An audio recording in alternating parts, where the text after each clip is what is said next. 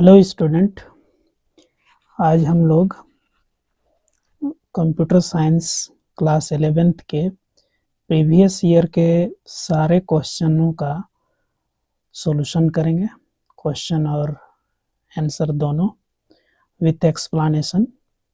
और यहाँ पर हम लोग चैप्टर वाइज करेंगे, यानी प्रत्येक चैप्टर में विगत 5th ईयर में यानी 5 सालों में जितने भी क्वेश्चंस आए हैं उसका हम लोग क्वेश्चन भी देखेंगे, उसका सॉल्यूशन भी देखेंगे। तो ये जो वीडियो है, जो अभी क्लास 11th में जो बच्चे पढ़ने वाले हैं और जो एग्ज़ाम देने वाले हैं उनके लिए काफ़ी महत्वपूर्ण होने वाला है। और ये वीडियो अगर अच्छा से देख लेते हैं और प्रैक्टिस करते हैं तो सफलता की गारंटी है कि ये वीडियो देख लेंगे तो उन्हें पास तो हो ही जाएंगे, लेकिन अच्छा खासा मार्क्स से पास करेंगे, क्योंकि ये वीडियो जो है विगत 5 सालों में जो भी क्वेश्चन आया हुआ है उसका पूरा हल बताया जाएगा इसमें। और इसमें आप लोग देखेंगे काफ़ी अच्छा से आपको समझ में आएगा। तो इस वीडियो को आप लोग ज़रूर देखें और अपने एग्ज़ाम में अच्छा मार्क्स से पास करें। तो ये काफ़ी महत्वपूर्ण होने वाला है। तो हम लोग बिना देरी किए हुए हम लोग इसका शुरुआत करते हैं। और इसमें से पहला चैप्टर जो हम लोग का होगा कंप्यूटर फंडामेंटल से रिलेटेड होगा। और कंप्यूटर फंडामेंटल में हिस्ट्री से लेकर कंप्यूटर आर्किटेक्चर, इवोल्यूशन, इस सारे क्वेश्चनों का हम लोग बारी बारी से हल करेंगे और देखेंगे कि किस प्रकार का क्वेश्चन आया हुआ है। तो बहुत सारे क्वेश्चन जो होगा हो सकता है आप लोग को मालूम होगा। तो जब मैं क्वेश्चन पढ़ूंगा, बताऊंगा, तो आप लोग उसका आंसर ढूंढने का प्रयास करें साथ ही साथ, तो आप लोगों को प्रैक्टिस होते चला जाएगा। तो बिना देरी किए हुए हम लोग स्टार्ट करते हैं और पहला क्वेश्चन लेते हैं। तो पहला क्वेश्चन है the brain of the computer is, यानी कंप्यूटर का ब्रेन यानी मस्तिष्क किसे कहा जाता है। बहुत ही इंटरेस्टिंग क्वेश्चन है। ये जो प्रश्न है क्लास 11th में बच्चे हैं उनके लिए तो इम्पोर्टेंट है ही, बाकी दूसरे एग्जामों के लिए भी ये इम्पोर्टेंट है। और ये देखिए क्लास 11th के फाइनल एग्जाम में 2019 और 20 में आया हुआ है। तो आप लोग फटाफट सोच लिए होंगे, मुझे उम्मीद है कि क्या इसका सही आंसर होगा। हालांकि यहाँ ऑप्शन दिया हुआ है, पहला ऑप्शन है कंट्रोल यूनिट, दूसरा है ALU, तीसरा है CPU। तो इसका करेक्ट आंसर जो होगा, थोड़ा सा यहाँ टिक जो है गलत लग गया है, इसका सही आंसर होना चाहिए CPU, यानी जस्ट नीचे ये वाला आंसर सही होगा। ये गलत होगा, यहाँ टिक गलती से पड़ गया है यहाँ पर। तो इसका करेक्ट आंसर जो होगा CPU होगा। इसका हम लोग एक्सप्लेनेशन भी देख लेते हैं। देखिए यहाँ CPU है, तो CPU का मतलब हो गया सेंट्रल प्रोसेसिंग यूनिट। तो CPU जो होता है तरह का कंप्यूटर का ब्रेन माना गया है। तो CPU is the primary component that performs most of the processing inside a computer, acting as its brain। तो CPU जो है कंप्यूटर के अंदर में मेन फंक्शन करने वाला डिवाइस होता है, इसलिए इसको ब्रेन माना गया है। यानी कंप्यूटर का जो मेन पार्ट एक तरह से कह सकते हैं CPU ही होता है। जिस प्रकार से ह्यूमन बॉडी के लिए ब्रेन काम करता है उसी तरह से कंप्यूटर के लिए CPU काम करता है। चलिए नेक्स्ट क्वेश्चन देखते हैं। The first commercial computer delivered to a business client is, यानी पूरे विश्व में जो पहला कमर्शियल कंप्यूटर था उसको डिलीवर किया गया था, यानी ग्राहक को दिया गया था, उसमें से कौन सा पहला मशीन था। तो पहला मशीन यहाँ देखिए ऑप्शन में दिया हुआ है कि यूनिवैक, दूसरा है एनियाक, तीसरा है एडसाक और डी है नन ऑफ दीज। 2019 में आया हुआ है प्रश्न है ये। तो इसका करेक्ट आंसर जो होगा ऑप्शन ए होगा, यूनिवैक। ये फर्स्ट कंप्यूटर, कमर्शियल कंप्यूटर था जिसको डिलीवर्ड किया गया था, और इसका जो डिजाइन है कमर्शियल पर्पस से किया गया था इसको, है ना। यूनिवैक का पूरा नाम होता है universal automatic computer, was the first general purpose electronic digital computer design for business application. ये बिजनेस एप्लीकेशन के पर्पस से इसको बनाया गया था। नेक्स्ट क्वेश्चन लेते हैं। The first generation computer used dash for internal operation. यहाँ कहा गया है कि फर्स्ट जनरेशन में कौन सा डिवाइस जो है, नीचे दिया गया है 4 ऑप्शन, उसको इंटरनल ऑपरेशन के लिए यूज किया गया था। और ये 2020 के एनुअल एग्जाम में आया हुआ है। उसमें पहला ऑप्शन है वैक्यूम ट्यूब, दूसरा है ट्रांजिस्टर्स, तीसरा है इंटीग्रेटेड सर्किट और चौथा है नन ऑफ दीज। तो फर्स्ट जनरेशन में कौन सा डिवाइस का यूज किया गया था, तो इसमें वैक्यूम ट्यूब का यूज किया गया था। यही है वैक्यूम ट्यूब, बल्ब के जैसा दिखता था। फर्स्ट जनरेशन को हम लोग 1940 से 56 के अप्रोक्स मानते हैं, और यही वैक्यूम ट्यूब जो था इसका यूज करके इंटरनल ऑपरेशन किया जाता था। वैक्यूम ट्यूब, थर्मोनिक बल्ब को यूज किया जाता था जो जलता था, इसलिए फर्स्ट जनरेशन का जो मशीन होता था वो काफ़ी बड़ा होता था और हीट काफ़ी ज़्यादा जनरेट होता था। क्योंकि ये देख रहे होंगे जो बल्ब है ये जलेगा इस तरह से, मान लीजिए एक ही जगह 1000, 2000, 5000 अगर जला दिया जाए तो काफ़ी हीट हो जाएगा। तो इसीलिए हीटिंग प्रॉब्लम था फर्स्ट जनरेशन में। Next, the second generation computer used for internal operation, यानी सेकेंड जनरेशन में कौन सा कंपोनेंट का यूज किया गया था। नीचे दिया हुआ है 4 कंपोनेंट। तो पहले हम लोग फर्स्ट जनरेशन का पढ़े, अभी सेकेंड जनरेशन के लिए आ गया है।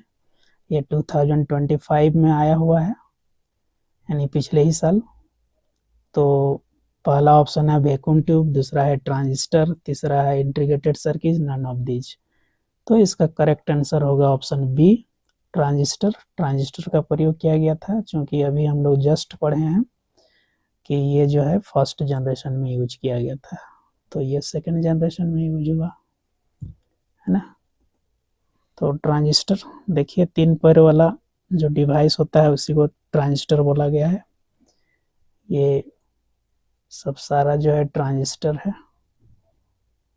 और इसका यहाँ पर यूज किया जाता था थर्मोनिक बल्ब में, और इसे सेकेंड जनरेशन में यूज किया गया। Second generation computer replace vacuum tube, जो फर्स्ट जनरेशन में यूज किया गया था उसको रिप्लेस किया गया with transistors which very smaller, faster और फास्टर एंड मोर रिएबल, है ना। तो ये काफ़ी फास्टर हो गया उससे, तो वैक्यूम ट्यूब को रिप्लेस कर दिया गया और ये ट्रांजिस्टर आ गया। अगला प्रश्न लेते हैं। उसी क्वेश्चन को थोड़ा सा घुमा के पूछा गया है। The technology used in manufacture of second generation computer is. Question वही है, थोड़ा सा इसको मॉडिफाइड किया गया है कि सेकेंड जनरेशन में कंप्यूटर में कौन सा तकनीक का यूज किया गया था। तो पहला है vacuum tube, transistor, IC, none of this. तो करेक्ट आंसर ट्रांजिस्टर होगा। थोड़ा सा उसको फिल्टर करके दिया गया था क्वेश्चन दूसरा तरह से घुमा के, तो सही आंसर ट्रांजिस्टर ही होगा। Transistors defined the second generation offering a leap in efficiency over tubes, है ना। ट्रांजिस्टर जो 3 पैर वाला डिवाइस होता है वही रिप्लेस किया था किसको, वैक्यूम ट्यूब को, या थर्मोनिक बल्ब जिसको बोलते हैं उसको रिप्लेस किया गया था। नेक्स्ट, देखिए अब थर्ड जनरेशन भी आ गया, इसलिए आप लोग को जानना बहुत ज़रूरी है कि तीनों जनरेशन में क्या क्या यूज हुआ था। थर्ड जनरेशन में है कि the third generation computer use dash for internal operation 2022 और 24 में आया हुआ है। Vacuum tubes, transistor, integrated circuit, none of this. तो यहाँ तो आप लोग को समझ में आ गया होगा कि इंटीग्रेटेड सर्किट होगा, तो आप लोग को ये भी बात ख्याल करके रखना है दिमाग में कि वैक्यूम ट्यूब जो है फर्स्ट जनरेशन में यूज हुआ था, ये सेकेंड जनरेशन में, और ये थर्ड जनरेशन में हो गया। कोई ना कोई एग्जाम में पूछेगा। तो आईसी जो है इसी तरह का दिखता है, आप लोग देखे होंगे बोर्ड में, मदरबोर्ड में काफ़ी पैर रहता है, और जो ट्रांजिस्टर था उसको रिप्लेस करके इसमें इस तरह का चिप आ गया, जिसको हम लोग बोलते हैं integrated circuit. Third generation computer use integrated circuits IC placing many transistor on a single chip. पहले जो ट्रांजिस्टर यूज किया गया था सेकेंड जनरेशन में, उसी को यहाँ काफ़ी मात्रा में यूज किया गया और एक जगह बना दिया, इसको डाल दिया गया, और इसका नाम बदल के हो गया इंटीग्रेटेड सर्किट, यानी इसको जोड़ दिया गया है ना, इसलिए इसको आईसी बोला गया, इंटीग्रेटेड सर्किट कहा गया। 7 नंबर क्वेश्चन है, the evolution of computer started with the first computing machine called. बहुत इंपॉर्टेंट क्वेश्चन है कि कंप्यूटर का जो विकास का पहली कंप्यूटिंग मशीन शुरू हुआ था, उसको किस नाम से जाना जाता है। 2022 और 2025 के एनुअल एग्जाम में आया हुआ है। तो पहला ऑप्शन है परम, दूसरा है पेस, तीसरा है एबाकस, चौथा नन ऑफ दीज। तो इसका करेक्ट आंसर जो होगा एबाकस होगा। एबाकस जो है दुनिया का पहला कैलकुलेटिंग डिवाइस था, एबाकस। इसी तरह का शेप होता है एबाकस का, ये देखे होंगे आंगनबाड़ी में बच्चे लोगों को गिनती करने के लिए स्लेट में दिया जाता है, यहाँ लाल हरा कलरफुल दाना होता है। जिस जमाने में एबाकस बना था उस समय लकड़ी का बना हुआ था, और इसमें डाल दिया गया था दाना, उसी को ऊपर नीचे शिफ्ट करके जोड़ घटाव किया जाता था। तो ये सबसे पुराना टेक्निक और बहुत ही अच्छा तकनीक था जोड़ घटाव गुणा भागा करने के लिए, और आज भी इस तकनीक का प्रयोग किया जाता है छोटे बच्चों में, है ना, कैलकुलेशन के लिए। और जो बच्चे इस टेक्निक को समझते हैं वो काफ़ी fast multiply, division, addition, subtraction कर सकते हैं। नेक्स्ट 8वां नंबर क्वेश्चन है, क्रे XMP 14। क्रे XMP 14 ये कंप्यूटर का नाम है, 2020 में आया हुआ है। तो ये किस तरह का मशीन था? क्या यह सुपर कंप्यूटर था, माइक्रो कंप्यूटर था, मिनी कंप्यूटर था, या मेन फ्रेम कंप्यूटर था? तो इसका करेक्ट आंसर जो है सुपर कंप्यूटर था, और इसको इंडिया अपने देश में लाया था खरीद के अमेरिका से। ये पहला सुपर कंप्यूटर था जो विदेश से मंगाया गया था। क्रे XMP एक सीरीज था, सुपर कंप्यूटर काफ़ी फेमस था। ये 1980 के आसपास में इसको लाया गया था, यहाँ वहाँ बना होगा, यहाँ लाने में तो थोड़ा टाइम लगा, लेकिन बहुत पहले इसको लाया गया था। चलिए नेक्स्ट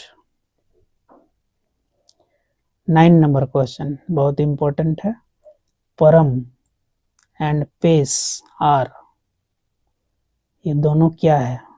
2024 में आया हुआ है। क्या ये मिनी कंप्यूटर है, सुपर कंप्यूटर है, मेन फ्रेम कंप्यूटर है, या कोई नहीं है? तो इसका करेक्ट आंसर जो होगा सुपर कंप्यूटर होगा, यानी दोनों ही मशीन जो है सुपर कंप्यूटर है और भारत में बने हुए हैं, इंडियन है super computer. Super computer is a series of super computer developed by India, India के द्वारा बनाया गया था। सीडेक एक कंपनी है इंडिया की, वही इसको बनाया था। Pace is also associated with the high performance computing. तो ये दोनों जो हैं भारत के ही एक सुपर कंप्यूटर हैं। और थोड़ा सा जानने के लिए आप समझ सकते हैं, परम मीन्स सुप्रीम होता है, ये संस्कृत वर्ड है, वहीं से ये सुपर कंप्यूटर बना है, परम, सुपर। नेक्स्ट 2022 में आया हुआ है ये। PDP 11 बैक्स 7500 मैग्नम, ये किस टाइप का मशीन है या ये क्या है? ये माइक्रो कंप्यूटर है, मिनी कंप्यूटर है, मेन फ्रेम है, सुपर कंप्यूटर है? तो इसका करेक्ट आंसर होगा मिनी कंप्यूटर है। ये मिनी कंप्यूटर का एग्जांपल है PDP 11 बैक 7500 और मैग्नम इसका नाम ही है। तो ये मिनी कंप्यूटर का एग्जांपल है ना। 4 प्रकार के कंप्यूटर को कैटेगरी किया गया था, माइक्रो, मिनी, मेन फ्रेम और सुपर। तो इसमें ये मिनी कंप्यूटर है ना। माइक्रो सबसे छोटा होता है, मिनी उससे थोड़ा बड़ा, मेन फ्रेम उससे भी बड़ा, सुपर कंप्यूटर और बड़ा होता है। तो these are classic example of mini computer which were smaller than mainframes but more powerful than the micro।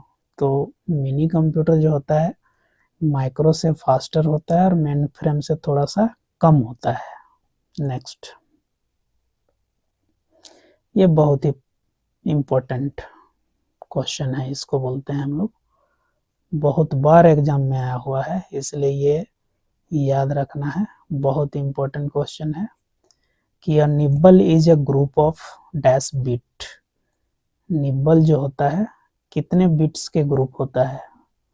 2, 4, 8, 16 है ना। देखिए कितना बार आया हुआ है, 2019 में पूछा है, 20 में पूछा है, 22 में है, 24 में है, 25, 26 में भी दे सकता है, कोई गारंटी नहीं है। इसलिए ये क्वेश्चन बहुत इंपॉर्टेंट है। इसका करेक्ट आंसर जो होगा ऑप्शन बी होगा, 4 बिट इक्वल टू 1 निब्बल होता है ना। Nibble is defined as 4 bits half of byte, यानी बाइट का हाफ होता है, एक बाइट जो होता है 8 बिट का होता है, तो उसका आधा 4। तो इसको याद रखिएगा, बहुत इंपॉर्टेंट है। नेक्स्ट, ये भी प्रश्न आ ही गया। A byte is a group of dash bits. Byte जो होता है कितने बिट्स का होता है ना। 2019 और 24 का एनुअल एग्जाम में आया हुआ है और काफी बार इसको पूछा गया है और बहुत सारे एग्जाम में पूछा जाता है, इसलिए अभी हम लोग जस्ट चर्चा किए थे। तो इसका करेक्ट आंसर जो होगा ऑप्शन थर्ड होगा, 8 bit. 8 bit equal to 1 byte होता है ना। अगर 0101 करके हम लोग 8 बार गिन लेते हैं तो 1 बाइट के बराबर होता है। 1 2 3 4 5 6 7 8 इस तरह से। तो इसको हम लोग 8 बिट बोलते हैं। 8 बिट इक्वल टू 1 बाइट होता है। Next, memory is measured in which unit. ये भी इंपॉर्टेंट है, 2022 में आया हुआ है। मेमोरी को कौन सा यूनिट से मेजर किया जाता है? क्या किलोग्राम से किया जाता है, मीटर से किया जाता है, बाइट से किया जाता है? None of these. तो इसका करेक्ट आंसर जो होगा बाइट्स होगा। हम लोग मेमोरी का मेजरमेंट जो करते हैं बाइट्स से करते हैं। बाइट एक मेजरिंग यूनिट है ना मेमोरी को। Computer memory storage capacity is measured in bytes along with its multiple like KB, MB, GB है ना। इस तरह से फिर आगे मल्टीप्लाई होके आगे बढ़ते चला जाता है। 2024 में आया ये question. 1 megabyte is equivalent to 1 megabyte यानी MB इक्वल टू कितना कितना बाइट्स होगा या इसका इक्विवेलेंट होगा, यहाँ दिया हुआ है ऑप्शन है ना। कितना बाइट होगा वो नहीं लिखा है, नीचे जो ऑप्शन दिया है वो किसके बराबर होगा। तो लिखा हुआ है 210 बाइट्स, 220, 230 और नन ऑफ दीज है ना। तो ख्याल रखना है, यहाँ बोला जा रहा है 1 MB इक्वल टू कितना होगा, नीचे जो ऑप्शन है। तो यहाँ जो ऑप्शन जितने भी दिए हुए हैं उसमें से कोई सही नहीं है, करेक्ट। तो इस क्वेश्चन में जितने भी ऑप्शन दिए हुए हैं क्वेश्चन नंबर 14 में, इसमें से कोई करेक्ट नहीं है ना। क्यों करेक्ट नहीं है तो बताते हैं। 1 MB इक्वल टू होता है 2 to the power 20। तो इस तरह का तो वहाँ कोई ऑप्शन दिया ही हुआ नहीं है। होल नंबर में दे दिया है 220, तो करेक्ट नहीं होगा, इसलिए ये रॉन्ग था, यानी नन ऑफ दीज होगा। यानी 2 the power 20 होता तो करेक्ट होता, लेकिन वहाँ तो दिया हुआ है ही नहीं, इसलिए इसका इस तरह का यदि ऑप्शन होता तो ठीक था, लेकिन ये ऑप्शन था नहीं, इसलिए इसको हम लोग नन ऑफ दीज के रूप में रखेंगे। नेक्स्ट 15 नंबर क्वेश्चन है, the section of the CPU that selects, interprets and sees to the execution of program instruction is। यहाँ कहा जा रहा है CPU का वह भाग जो प्रोग्राम निर्देशों का चयन, व्याख्या और निष्पादन करता है उसको हम लोग क्या बोलते हैं। यानी सारा काम जो करता है उसको हम लोग क्या बोलते हैं, क्या मेमोरी बोलते हैं, रजिस्टर यूनिट कहते हैं, कंट्रोल यूनिट बोलते हैं, ALU बोलते हैं।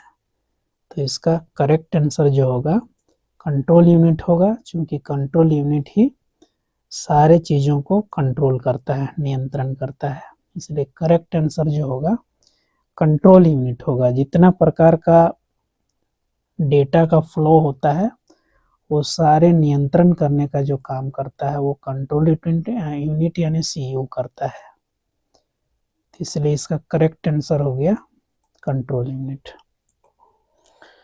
अगला प्रश्न है, which part interprets programme instruction and initiate control operation.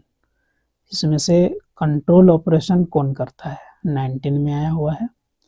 क्या इनपुट है, स्टोरेज यूनिट है, लॉजिक यूनिट है, कंट्रोल यूनिट है। तो इसका करेक्ट आंसर जो होगा कंट्रोल यूनिट ही होगा, वही प्रश्न था, थोड़ा सा चेंज था यहाँ पर।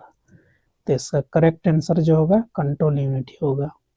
यानी कंट्रोल यूनिट से क्या होता है, सबसे पहले हम लोग यहाँ इंस्ट्रक्शन देते हैं, और जैसे ही इंस्ट्रक्शन देते हैं तो डेटा फॉलो होकर यहाँ आता है कंट्रोल यूनिट में।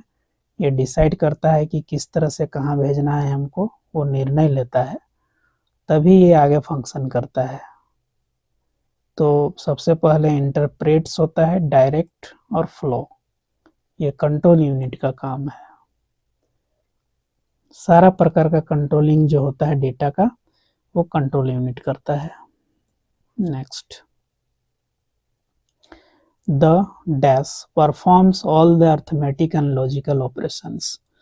नीचे 4 ऑप्शन है, उसमें से कौन ऐसा डिवाइस जो है वो सारा अर्थमेटिकल और लॉजिकल वर्क करता है। तो क्या इनपुट डिवाइस है, आउटपुट डिवाइस है, ALU है, या नन ऑफ दीज है। तो इसका करेक्ट आंसर जो होगा ALU होगा, इसी को कहा जाता है अर्थमेटिक लॉजिकल यूनिट।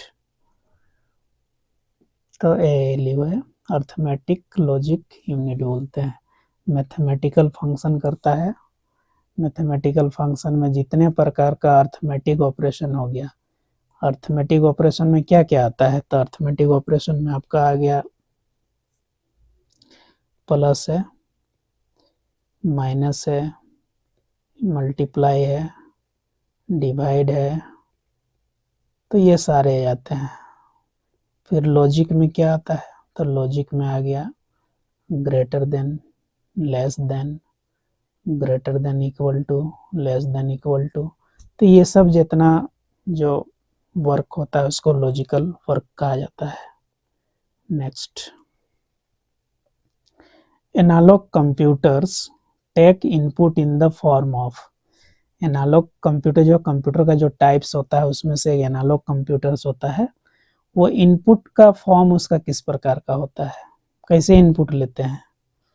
तो पहला ऑप्शन है डिजिट्स 0 and 1, दूसरा है वोल्टेज यानी वोल्ट्स, एम्पियर, सेल्सियस।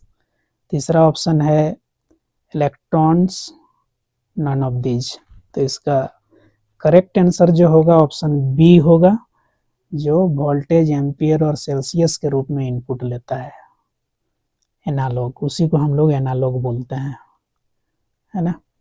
डिजिटल और एनालॉग में थोड़ा सा चेंज है, डिजिटल में थोड़ा सा ये टूटा टूटा रहेगा, है ना, और एनालॉग जो है कंटिन्यूअस फ्लो होता है, लगातार। यहाँ थोड़ा टूटा टूटा हुआ दिखना चाहिए, ये कंटिन्यू दिखाया है, मतलब इस तरह से होना चाहिए लाइनिंग, डॉट डॉट इस तरह से, जैसे आप लोग देखे होंगे आजकल बाइक वगैरह में जो स्पीड दिखता है, जैसे 5 लिखना है तो इस तरह से लिखाता है, तो उसको डिजिटल बोलते हैं, है ना। और एनालॉग जो है कंटिन्यू ऐसे लिखा गया तो ये एनालॉग हो गया, यही समझना है। तो वोल्ट्स हो गया, एम्पियर हो गया, सेल्सियस हो गया, ये एनालॉग का एग्जांपल होता है। तो फर्स्ट सेशन जो था हम लोग का कंप्यूटर फंडामेंटल से रिलेटेड यहाँ पर समाप्त हो जाता है। अब हम लोग देखते हैं यूनिट 2 में फंडामेंटल, कंप्यूटर फंडामेंटल से ही रिलेटेड है, लेकिन हम लोग यहाँ पढ़ेंगे डेटा रिप्रेजेंटेशन यानी नंबर सिस्टम हम लोग यहाँ पढ़ेंगे। यहाँ पर इस चैप्टर में हम लोग बाइनरी, ऑक्टल, डेसिमल, हेक्साडेसिमल से रिलेटेड प्रश्न आएगा, और ये भी चैप्टर काफ़ी इम्पोर्टेंट है, यहाँ से भी बहुत सारे क्वेश्चंस आते हैं। तो हम लोग बारी बारी से देखते हैं। पहला प्रश्न है क्वेश्चन नंबर 19 बोलेंगे इसको, यानी पिछले हम लोग 18 क्वेश्चन कर चुके हैं। The binary number system uses power of, यानी बाइनरी यानी बाई मीन्स होता है 2 और नरी मतलब नंबर, यानी 2 नंबर यहाँ यूज किया जाता है, तो उसका पावर क्या होता है। तो संकेत तो हम दे दिए आप लोगों को, आप लोग यहाँ बताइए आंसर क्या होगा। ये 2019 में आया हुआ है, तो क्या उसका पावर जो होगा 2 होगा, 4 होगा, 8 होगा, 16 होगा। तो इसका करेक्ट आंसर जो होगा 2 होगा, क्योंकि बाई मतलब ही 2 होता है, अभी बताएं। नेक्स्ट,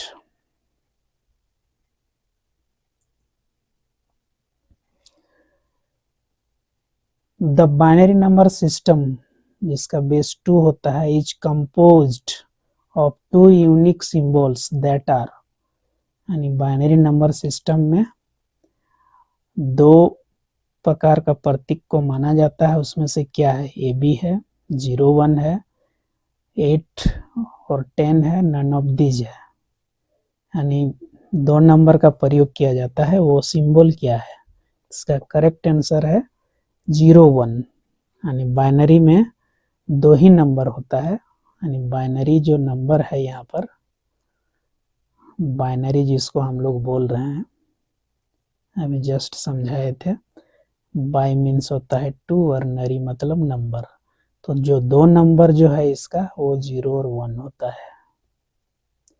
तो 0 और 1 जो है, 0 का मतलब होता है ऑफ और 1 का मतलब होता है ऑन, सिग्नल के रूप में देखें तो जब भी बोर्ड का स्विच यदि ऑफ है तो उसका वैल्यू 0 हो जाता है, और जब ऑन कर देते हैं तो उसका वैल्यू 1 होता है, एक, इसको लॉजिक के रूप में जाना जाता है। Next, the decimal number system has base, decimal number system का आधार यानी बेस क्या होता है। ऑप्शन ए 8, बी 10, सी 2 और नन ऑफ दिस। तो इसका करेक्ट आंसर जो होता है 10 होगा। 10 क्यों हुआ, तो डेसी मतलब ही होता है 10, है ना, तो डेसी का मतलब 10 होता है, इसलिए उसका बेस जो होगा 10 होगा, है ना। डेसिमल नंबर में हम लोग 10 नंबर पढ़ते हैं, जो 0 to 9 नंबर होता है ना, उसको हम लोग डेसिमल नंबर बोलते हैं। डेसिमल नंबर जो होता है 0 to 9 होता है, जैसे 0 हो गया, 1 हो गया, 2 हो गया, 3 हो गया, 4 5 6 7 8 9 टोटल जोड़ेंगे तो 10 होगा, तो इसलिए इसका बेस जो होता है 10 होता है ना। उंगली में गिन के देखेंगे तो 10 होता है, तो उसी तरह से 0 to 9 नंबर जो होता है 10 नंबर होता है, इसलिए इसका बेस 10 होता है। नेक्स्ट क्वेश्चन है 714 in octal is dash in decimal, यानी 714 जो है ऑक्टल नंबर है, उसको डेसिमल नंबर में चेंज करना है। ये काफ़ी बार आया हुआ है एग्जाम में, इसलिए इम्पोर्टेंट है। 2019, 22, 24 में आया हुआ है। तो ऐसे प्रश्न तो आपको मौखिक नहीं बनेगा, इसको आपको हल करना पड़ेगा तभी बनेगा। हालांकि यहाँ मैं आंसर बता देता हूँ, इसका करेक्ट आंसर जो है 460 होगा। कैसे होता है उसको हम लोग थोड़ा सा देखते हैं यहाँ पर। तो हमारे पास जो नंबर है वो हमारा नंबर कितना था, 714 था हमारे पास नंबर, है ना। तो 714 जो था ये था ऑक्टल में, और इसको कन्वर्ट करना था डेसिमल में, है ना। तो इसको हम लोग क्या करते हैं, प्रत्येक नंबर को मल्टीप्लाई कर देते हैं 8 से और उसका पावर लिख देते हैं। तो यहाँ 7 इंटू 8 हो जाएगा, प्लस 1 इंटू 8 हो गया, प्लस 4 इंटू 8 हो गया। अब सबका पावर इधर से 0 मानिए, यहाँ 1, यहाँ 2। अब इसको निकाल लीजिए, तो 7 इंटू 64 हो गया, यहाँ 8 हो गया, यहाँ 4 हो गया, तो हो गया 448 प्लस 8 प्लस 4, टोटल ऐड कीजिएगा तो होगा 460। तो करेक्ट आंसर आया। तो इस तरह से आपको बनाना है। चलिए अगला प्रश्न देखते हैं। 1A5E ये हेक्साडेसिमल नंबर है। 1A5E हेक्साडेसिमल है, इसको डेसिमल में चेंज करना है ना। तो उसको भी उसी प्रकार से बनाना पड़ेगा। हालांकि इसका अभी करेक्ट आंसर होगा ऑप्शन ए। इसको देखते हैं हम लोग हल करके कैसे होता है। तो अभी जस्ट हम लोग पढ़े थे, तो उसी प्रकार से इसको भी करना है ना। तो यहाँ प्रश्न था 1A5E, एफ नहीं है यहाँ। तो ये चारों डिजिट को एक एक करके करना है। तो पहला है 1, तो हाँ 1, और चूंकि ये 4 डिजिट है उसका पावर 1 कम होके 3 हो गया। फिर आ गया ए का वैल्यू होता है 10 इंटू 16 का पावर 2 हो गया, 5 इंटू 16 का पावर 1, 14 इंटू 16 का पावर 0। इसको मल्टीप्लाई करेंगे तो इतना आएगा, इसको मल्टीप्लाई करेंगे तो इतना आएगा, यहाँ 80 और 14 ऐड करेंगे तो इतना आएगा। तो इस प्रकार से जो पावर होता है 16 का पावर हम लोग लिखते हैं, और इस तरह से डेसिमल नंबर में हम लोग चेंज कर सकते हैं। नेक्स्ट फिर आ गया 92 इन हेक्साडेसिमल इन डेसिमल। इसको 92 को डेसिमल में चेंज करना है। 2020 में आया हुआ है, इसलिए इसको अच्छा से देखिएगा दोनों प्रश्न को। इसका करेक्ट आंसर होगा 146। कैसे होगा हम लोग देखते हैं। तो हमारा क्वेश्चन था 92, क्वेश्चन है 92। तो 92 है और ये है हेक्साडेसिमल में, और इसको कन्वर्ट करना है डेसिमल में। तो डेसिमल में चेंज करना है, इसलिए इसको प्रत्येक डिजिट को हम लोग मल्टीप्लाई करते हैं, है ना। तो 9 तो 2 ही नंबर है, इसलिए इसका पावर ही आ जाएगा यहाँ 1, और 2 का इंटू पावर 16 इक्वल टू 0। तो 19 इंटू यहाँ 16 हो गया और इधर 2 हो गया यहाँ, मल्टीप्लाई करेंगे तो 144 प्लस 2 आ गया 146। इस तरह से आप लोग को कैलकुलेशन करना होगा। नेक्स्ट प्रश्न है 25 नंबर 22 में आया हुआ है 207 207 इन डेसिमल, ये डेसिमल में है, इसको ऑक्टल में चेंज करना है, ऑक्टल नंबर में चेंज करना है। तो इसको क्या करना पड़ेगा, हालांकि इसको तो भी निकालना ही पड़ेगा, लेकिन अभी इसका करेक्ट आंसर जो होगा 317 होगा। कैसे होगा हम लोग देखते हैं। तो जो नंबर है 217, इसको हम लोग प्रत्येक को हम लोग 8 से डिवाइड करेंगे और जो इसका रिमाइंडर आता है उसको हम लोग लिखते जाते हैं। तो यहाँ लिखा हुआ है, इसे मैं फिर भी समझा देता हूँ एक बार आप लोगों को। यहाँ देखिए मेरा क्वेश्चन है 207, इसको हम लोग डिवाइड करेंगे 8 से और यहाँ हम लोग रिमाइंडर लिखते हैं, यानी शेष लिखेंगे यहाँ। तो डिवाइड करते चल जाएंगे और यहाँ लिखते चले जाएंगे एक एक करके। तो 8 से इसको डिवाइड करेंगे तो 25 टाइम में जाएगा ये और रिमाइंडर बचेगा 7। फिर 8 से देंगे तो 8 या 24 यानी 3 बार में जाएगा, बच गया 1 और इसको यहाँ से इस तरह से लिखते हैं नीचे से, तो हो जाएगा 317। ये ऑक्टल में चेंज हो गया, उसी को यहाँ भी बताया गया है। तो इस तरह से आप लोग डिवाइड करके बना सकते हैं। तो समझ में आ गया होगा। नेक्स्ट क्वेश्चन लेते हैं। अब है बाइनरी नंबर को चेंज करना है हेक्साडेसिमल नंबर में। तो ये भी बहुत ही आसान है, बस इसको समझना है। 2024 में आया हुआ है, कितना आएगा हम लोग देखते हैं, है ना। हालांकि करेक्ट आंसर ऑप्शन ए होगा, लेकिन कैसे आया हम लोग इसको सॉर्ट आउट करते हैं। तो हमारे पास जो क्वेश्चन है फिर से एक बार देख लेते हैं। ये हमारा क्वेश्चन है और उसका आंसर निकालना है। तो इसका तरीका कैसे है सो बता देते हैं, क्वेश्चन से ही मैं बता देता हूँ। जब हेक्साडेसिमल में इसको चेंज करेंगे तो इसको हम लोग 4-4 का एक ग्रुप बनाते हैं, 4-4 नंबर का, और 4-4 नंबर का ग्रुप बना के हम लोग इसको सॉल्यूशन करते हैं। जैसे मैं यही कर देता हूँ। तो मान लिया जाए ऊपर में बाइनरी नंबर लिख लें, एक हम लोग इसका टेबल बना लेते हैं।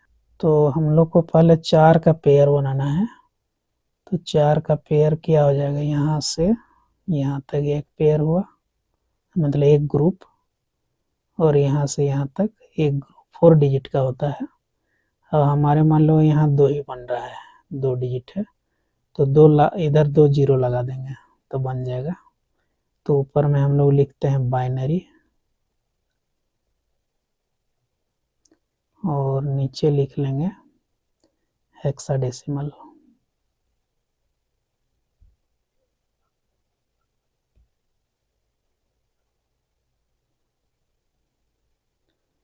तो आगे हम लोग 2 जीरो लगा दिए और 1 जीरो किए यहाँ। फिर हो जाएगा यहाँ 10 11, फिर आ जाएगा 10 10, यानी 4 डिजिट का एक ग्रुप बनाना है, तभी बनेगा ये।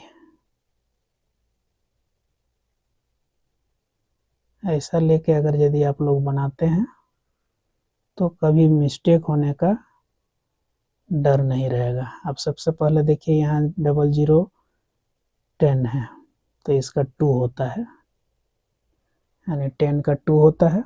बाकी हमको 2 का और बनाना है, इसको हम लोग बना लेते हैं। तो है 1011, इसका हम लोग हल कर लेते हैं, कितना आता है देखते हैं।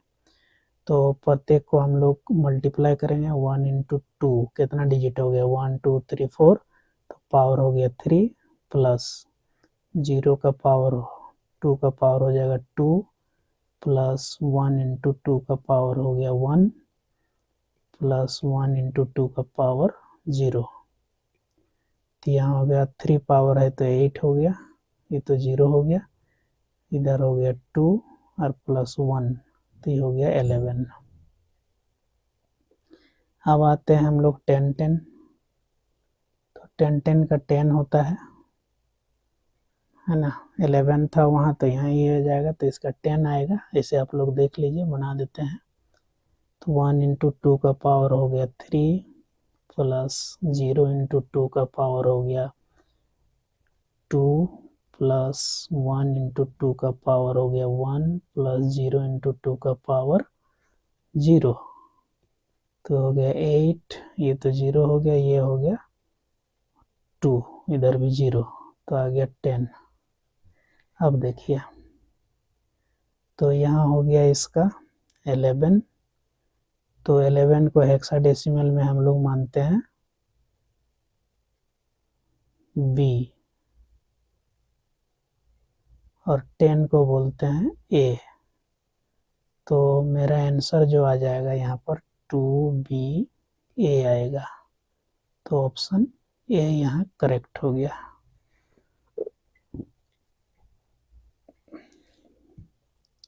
तो इसको आप लोग अच्छा से देखिए, वीडियो को बार बार देखिए और हेक्साडेसिमल निकालने भी सीख लीजिए। नेक्स्ट प्रश्न हम लोग लेते हैं, फिर से यहाँ हेक्साडेसिमल दिया हुआ है, इसको ऑक्टल में चेंज करना है, ऑक्टल नंबर में। तो इसको भी ध्यान से आप, हालांकि करेक्ट आंसर ये होगा, कैसे हो रहा है आप देखिए यहाँ पर। तो सबसे पहले तो हमारे पास जो हेक्साडेसिमल है सबसे उसको बाइनरी में चेंज करेंगे और बाइनरी को फिर से हम लोग उसको हेक्साडेसिमल ऑक्टल में चेंज करेंगे। तो देखिए मैं यहीं समझा देता हूँ। तो अभी जो बी है, बी का बाइनरी ये आएगा, 2 का तो 10 होता है और एफ का इतना आएगा। अब इसको यदि हम लोग रीअरेंज करेंगे, रीग्रुप करेंगे, तो ये 4 डिजिट में है, इसको हम लोग 3 ग्रुप में करेंगे। 3 में कैसे करेंगे यहाँ मैं लिख के दिखा देता हूँ। तो यहाँ देखिए, अभी यदि हम लोग लिखेंगे डायरेक्ट अभी इसको, तो कितना वैल्यू आ जाएगा 1 0 1 1 0 0 1 0 1 1 1 1 4 1। अब इसको लेफ्ट साइड से हम लोग 3 का पेयर लगाते हैं, तो एक ये हो गया, एक ये हो गया, एक यहाँ से यहाँ हो जाएगा और एक यहाँ से यहाँ हो जाएगा। तो ये रीग्रुप हो गया। अब देखिए हम लोग यहाँ लिख देते हैं, सबसे ऊपर में बाइनरी बनाते हैं, बाइनरी लिखते हैं इस तरह से और नीचे ले लेते हैं ऑक्टल। टेबल बना के बनाते हैं तो आपको गलती नहीं होगा। अब जो हम ग्रुप बनाए हैं उसको यहाँ लिखते चल जाते हैं, तो 1 0 1 का एक ग्रुप हुआ, 1 0 0 का एक ग्रुप हुआ, फिर 1 0 1 का एक ग्रुप हुआ, 1 1 1 1 का एक ग्रुप हुआ। इस तरह से ग्रुप बना लिए इसका हम लोग।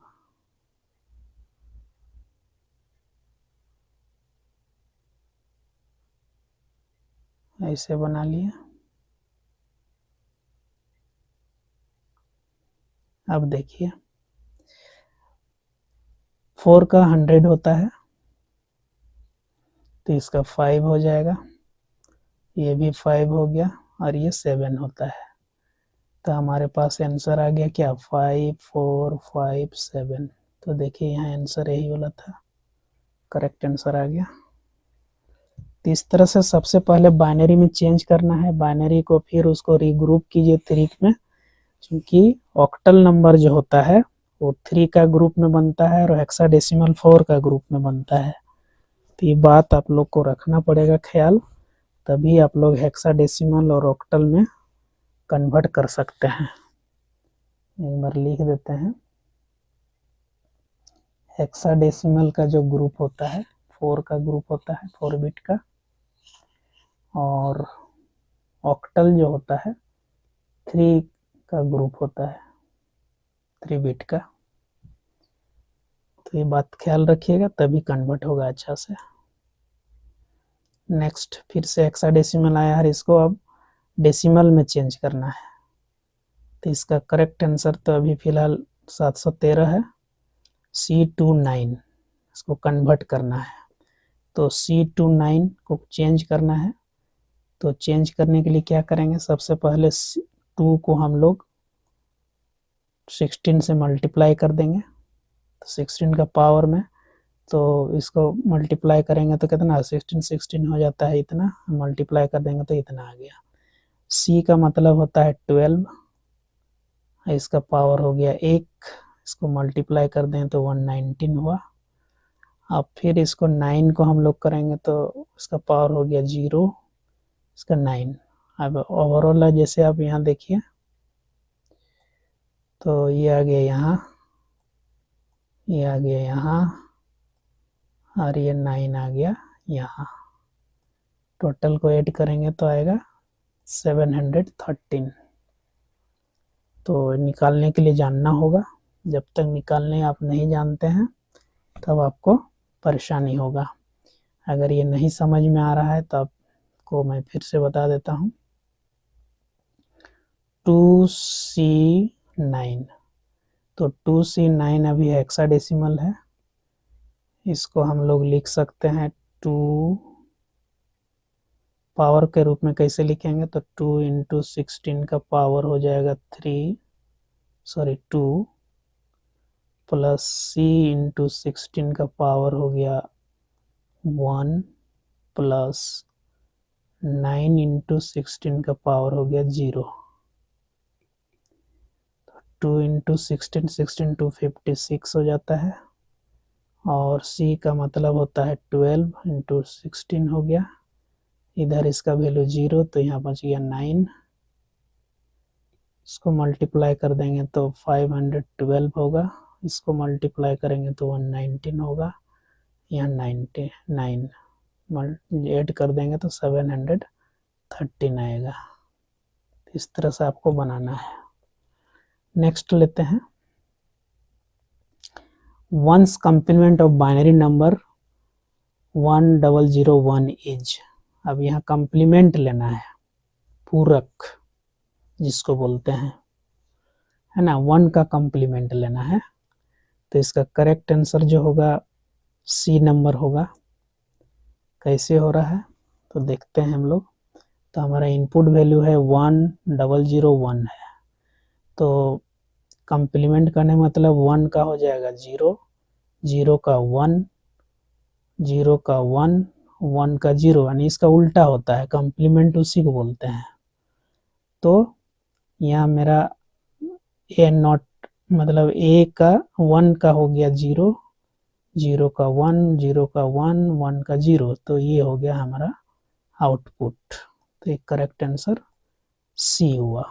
तो कंप्लीमेंट कहने का मतलब है उल्टा, जैसे 1 है तो इसका उल्टा हो जाएगा, डैश कर देंगे तो 0, और 0 का हो जाएगा 1। तो ये ख्याल रखना है, उल्टा। Next, 2's complement of binary number is calculated by. अब यहाँ 2 का कंप्लीमेंट बोला गया है, तो करेक्ट आंसर क्या होगा, तो करेक्ट आंसर हो जाएगा एडिंग 1 टू इट्स 1 कंप्लीमेंट, है ना। तो 2 का कंप्लीमेंट कहने का मतलब है कि 1s का कंप्लीमेंट होगा और उसमें +1 हो जाएगा, तो एक जुटेगा और एक कंप्लीमेंट हो जाएगा, तो वो हो गया 2 का कंप्लीमेंट। तो इसका करेक्ट आंसर जो हो गया B हो गया। Next, the ASCII value of D is, ये एक कोड है, American standard code for information interchange बोलते हैं। तो इसमें स्मॉल d का मान क्या होता है, ये 20 और 22 में आया हुआ है, तो इसका आंसर सही होगा 100। तो इसका कुछ वैल्यू है, इसको आप लोगों को याद रखना पड़ेगा। ए जो होता है 90 7 से स्टार्ट होता है, बी का वैल्यू होता है 98, सी का 99, डी का 100। और इसी तरह से सिमिलर अगर यदि कैपिटल ए का करें तो 65 से स्टार्ट होता है। ख्याल रखना है इस बात को भी कि कैपिटल ए स्टार्ट होता है 65 से और स्मॉल ए स्टार्ट होता है 97 से। उसी हिसाब से आपको प्लस करते हुए आना है और लिखना है। तो ये इसका सही आंसर हो जाएगा ऑप्शन सी। तो मुझे उम्मीद है कि ये जो डेटा रिप्रेजेंटेशन था यानी नंबर सिस्टम था ये आपको समझ में आ गया होगा। और भी बुक कॉपी से आप लोग देखकर प्रैक्टिस कर सकते हैं, लेकिन विगत 5 ईयर में जितने भी क्वेश्चंस आया हुआ था वो मैं इस वीडियो में आप लोग को कंप्लीट कर दिया हूँ।